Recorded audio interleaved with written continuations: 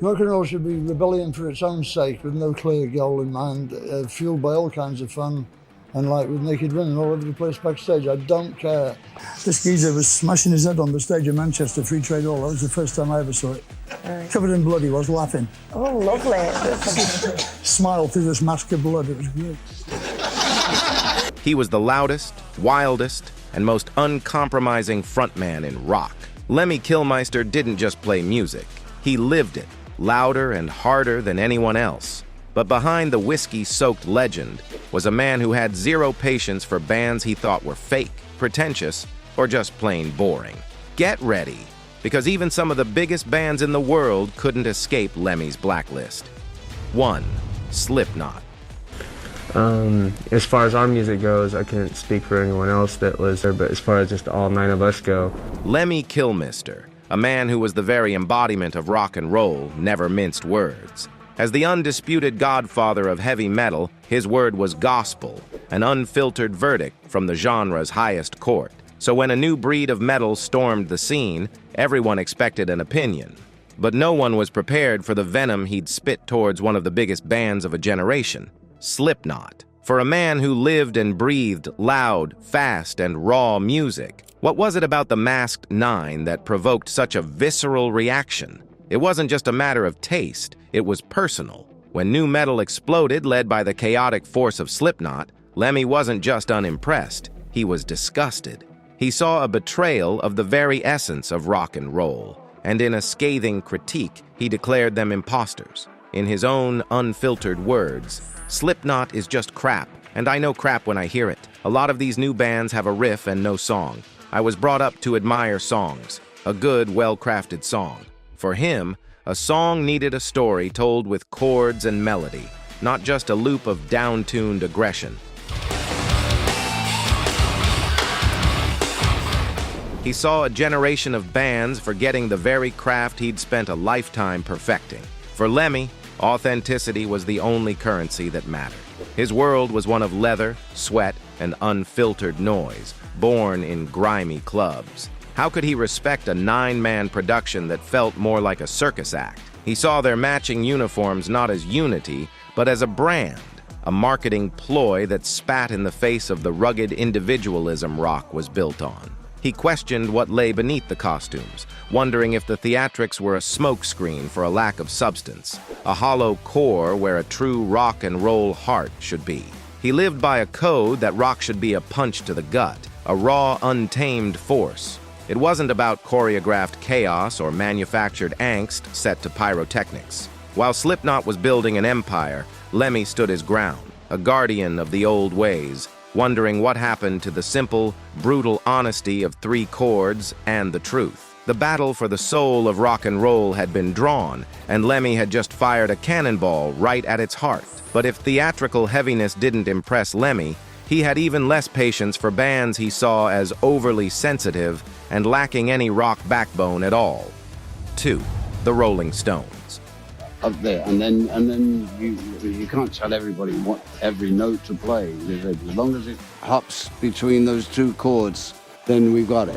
When Lemmy Kilmister decided if a band was any good, he didn't care much about their studio albums. For him, the only place that truly mattered was the stage. A record could be fixed and polished, but a live show was where a band had to prove they were the real deal. This is where he had a big problem with one of the most famous bands of all time, the Rolling Stones. He could admit they made some great songs, but he was never impressed with their live performances. Well, yeah, there's a lot of difference. I mean, really, people are very different in Europe, you know. I mean, considering the short distances, you know, you get into language. This wasn't just a small complaint. It was a strong belief that came from his deep love for what made rock and roll so exciting. He saw their concerts as weak and missing the raw power he thought was absolutely necessary. This was the final word from a man who had lived his whole life on the road, first as a helper for music legends and later as the leader of Motorhead. Lemmy's most famous comment about the band made his feelings crystal clear. He said, "The Rolling Stones were the Mummy's boys. They were all college students from the outskirts of London. The Stones made great records, but they were always bad on stage, whereas the Beatles were the gear. This one sentence tells you everything you need to know about what he valued in music. When he called them Mummy's boys, he was saying they weren't authentic. They've never changed, really. I mean, they love to play. He saw them as privileged kids who were just acting like rebels, not like the real thing. He compared them to the Beatles, who came from the tough working-class city of Liverpool. Lemmy believed that hardship made their music real and gave them an edge the Stones just didn't have. He was convinced that true rock and roll came from the streets, from having to struggle, and from a real need to be loud and make a statement. In Lemmy's mind, a concert was meant to be a wild and unpredictable event. It was about a band plugging in their instruments and creating a storm of sound, connecting with the crowd on a basic, powerful level. He expected to see musicians sweating and giving it their all, and he wanted to feel the music shake the entire room. When he watched the Rolling Stones, he saw a very professional and well-practiced performance, but it wasn't the raw and messy show he wanted. Like Sweet Sounds of Heaven. So I wasn't trying to write a song, I was just playing the piano for fun, and then suddenly... It felt safe, like a play, instead of a real, passionate performance. His own band, Motorhead, was the exact opposite. Their shows were famous for being incredibly loud and intense, a full-on attack of sound that was completely honest. Lemmy practiced what he preached, and he expected other bands to meet that same high standard. He just didn't see that same level of raw, all-or-nothing effort from the Stones, and to him, that was a major disappointment. But his issue with bands wasn't always about how they played on stage. Sometimes it was about an image he felt was completely fake and just for show. 3. Mötley Crüe. In this band, there's 4 individual characters. And if one left or if one was replaced, it would never be the same. And there's just a lot of bands out there that have a new band member every week. As rock and roll moved from the classic era into the flashy 1980s, Lemmy's sharp criticism turned to the glam metal scene. A leading band of this movement was Mötley Crüe, a group famous for their wild parties, crazy stories, and a very distinct look. You might think that Lemmy, who was known for living a life of excess himself, would have related to them, but that wasn't the case at all. His problem wasn't with their partying, it was with what he saw as a total lack of real substance behind all the makeup and hairspray. To him, Mötley Crüe and similar bands were the point where rock and roll became more about the costume than the music. He saw them as a joke, a pale imitation of the rebellious spirit he loved, and a clear case of style over substance. Lemmy's dislike for the genre was total. In one interview, he made his opinion very clear, saying, "I hated that darn glam metal stuff. I hated Mötley Crüe. I hated all of that. It was just an image, you know? It was makeup and silly clothes." For Lemmy, how a band looked should be a real reflection of who they were. His own famous look, the hat, the facial hair, the all-black outfits, wasn't a costume he put on for a show. It was just him. When he saw Mötley Crüe, with their big, teased hair, heavy makeup, and flashy outfits, he saw a carefully planned gimmick. It felt like a marketing tool created to attract a certain crowd, not a true expression of who they were as artists. To him, it was like rock and roll was being turned into a stage play, and he wanted nothing to do with that. He felt this fakeness carried over into their music. While Mötley Crüe's songs were loud and had heavy guitar riffs, they were also very polished and filled with catchy pop-style hooks made to be played on the radio and on TV.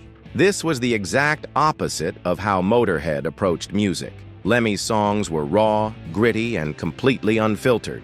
They were a direct blast of sound that was never softened to become more popular. He likely heard Mötley Crüe's big hits and felt they were a safe, clean version of the dangerous music he loved. It was like they were selling rebellion in a neat, shiny package. Same tattoos we've always had. We just added to them. Just added a little more. 10 years of work.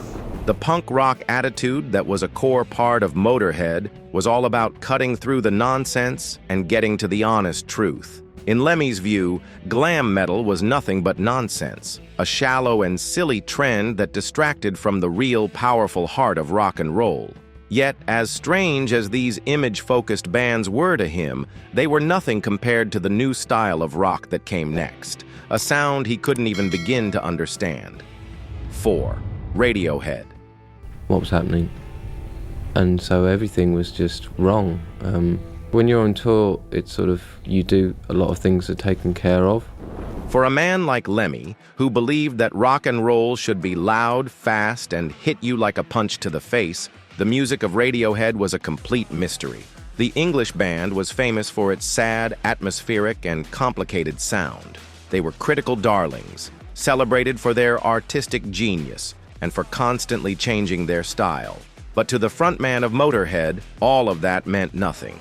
He didn't hear genius. He heard boring, depressing noise that had absolutely nothing to do with the spirit of rock and roll. His dislike for them wasn't just a casual opinion. It was a fundamental rejection of everything they stood for. The perfect example of Lemmy's feelings came during an interview. The journalist was trying to have a serious conversation about how bands evolve over time and brought up Radiohead as a prime example of a group that wasn't afraid to experiment. Lemmy didn't pause or think about a polite answer. He just cut the interviewer off with his signature gruff voice and said, "And they're not very good." It was a brutal, simple, and completely honest assessment. In those 5 words, he dismissed years of critical acclaim and millions of albums sold. He didn't care that they were considered one of the most important bands of their generation. To him, they simply failed the most basic test. They didn't rock. Lemmy went on to explain his position by lumping them in with what he called sub-emo music. So things like this mean a lot to us because otherwise we wouldn't still have the confidence to carry on because that's what we're like. This wasn't just a random insult. It was his way of describing music that he felt was weak and self-pitying. In Lemmy's world, if you were feeling down, you didn't write a quiet, sad song about it. You plugged in your bass, turned the volume up to 11, and screamed your anger at the world. Motorhead's music was about facing life head-on, with aggression and a rebellious spirit. Told that by the media, but I don't actually think that's true. I think it's like an inherent neurosis about everything has to be secondhand. He saw Radiohead's music as the opposite. It was about wallowing in sadness and overthinking everything. He heard their complex arrangements and Tom York's haunting voice not as art, but as complaining set to music. It was a clash of 2 completely different worlds. Lemmy was the leather-clad biker, the war history buff, the man who survived on speed and whiskey. Radiohead were the art school intellectuals, creating soundscapes for a generation of sensitive thinkers. Lemmy didn't want his music to make you think. He wanted it to make you bang your head and spill your beer. He would have had 0 patience for a Radiohead concert with its moody lighting and fans standing still, lost in thought. He wanted a sweaty, dangerous club where the music was so loud it shook your bones. To Lemmy, Radiohead wasn't just a band he didn't like. They were a symbol of rock and roll losing its guts, its power, and its fun. But while he dismissed this brand of art rock, he held a deep hate for another group of sonic artists who preferred to smash their instruments rather than cry into them. 5. Limp Bizkit. You know what I mean? We're worried. I'm worried right now. Yeah. As the 1990s ended, a new and controversial type of music called nu metal started to take over the rock world. This mix of heavy metal, hip-hop, and other sounds became hugely popular, and one of its biggest bands was Limp Bizkit. For Lemmy, who had been a defender of traditional rock and roll for decades, this new trend was something he found completely baffling. His criticism of Limp Bizkit wasn't just about not liking their style. It showed a deep and total disconnect. The sound was so different from anything in his musical background that he couldn't find a way to connect with it, and he was very open about his confusion over why they were so popular. In an interview from the year 2000, he was asked what he thought about modern rock music. His answer was short and showed just how confused he was. He said, "Freaking people like Limp Bizkit, I don't understand it. I don't understand their success." I don't know what to say about those people. You know, those people are fortunately there for me to target. That statement is more telling than any long-winded review because it shows he saw no link between what they were doing and the history of the music he loved. Lemmy learned about music from the original masters, the wild energy of Little Richard, the rebellious attitude of Elvis Presley, and the raw power of the early Beatles. Motorhead's music, no matter how loud or fast, was always built on that foundation of blues-style riffs, strong rhythms, and some sense of melody. Nu metal, on the other hand, seemed to throw all of those rules out the window. Probably not where you should be. And I had to kind of fall off a cliff and fall down the cliff and hit my head on rocks and all kinds of different things to... Just try to imagine Lemmy listening to a Limp Bizkit song. The simple, heavy, and rhythm-focused guitar riffs would have sounded clumsy and soulless to a bass player who loved powerful melodic bass lines. The sound of a DJ scratching records over the music would have seemed like a pointless trick, and the vocals, a mix of rapping and shouting about teenage problems, would have felt a million miles away from the stories he told in his own songs about war, freedom, and life on the road. As not only just band members, but as friends as well. So it's a much different dynamic. To him, the attitude of nu metal probably seemed whiny and immature compared to the tough, defiant spirit of classic rock and punk. He didn't see it as the next chapter in rock's story. He saw it as a weird, popular trend that had lost its way, a style of music that had forgotten the very soul of what made rock and roll so important in the first place. 6. The Clash. So they feel that they know that if they start really shaking the record company... When it came to real punk rock, no band was safe from criticism. Not even a famous band like The Clash. Music writers and fans called them the only band that matters. But Lemmy Kilmister, who was like the tough, honest guard of punk music, saw something very different. He thought they were fakes. In a world full of people pretending, Lemmy was the real deal, and to him, The Clash looked like they were just putting on a show. What did Lemmy see that so many of their fans didn't? The answer started a fight about what punk music was really all about. Not many people know our funny side, like really we're goofing and cracking jokes the whole of the way through. Lemmy's band, Motorhead, was the perfect example of punk's fast, loud, and angry sound. And Lemmy always spoke his mind. He didn't just ignore The Clash, he completely tore them down.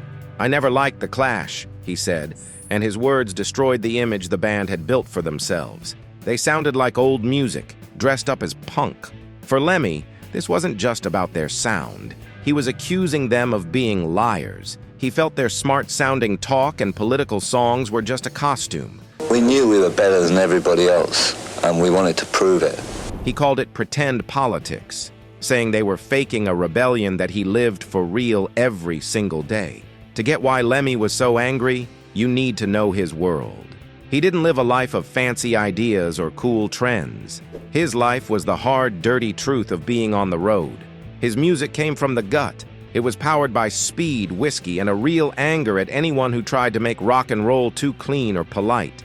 Nick called our audience as soon as we can, right? We think they're really good, right? You're going to take their audience? Yeah, we like them, yeah, and hopefully they're all going to buy our records and all. He saw The Clash as amateurs who were only playing at being dangerous. At the same time, they were trying to get good reviews and carefully building their look. To Lemmy, a true rebel didn't care about what the newspaper said. Energy, you know. So if people like really dance or something, they like don't feel like fighting. But it happens most of the time. Oh yes, but it's not supposed to. It's for the boxing ring, right? It's for somewhere else. Lemmy's way of rebelling was simple and powerful. He wasn't trying to change the world with words. He was trying to shake it up with pure, loud noise. He sang about real-life things like war, women, and survival. And like generally, you got the fascists on one side rising, and well, you got sort of a communist party, which nothing much seems to be happening, except sort of combating fascism. He probably thought The Clash's big political songs sounded like they were preaching and had nothing to do with the tough life he knew. He hated any rebellion that sounded like a boring class. To Lemmy, The Clash wasn't just a bad band. They were a sign of a bigger problem, that the wild, real energy of punk was being cleaned up and made safe for everyone to buy, and he would never let that happen without a fight.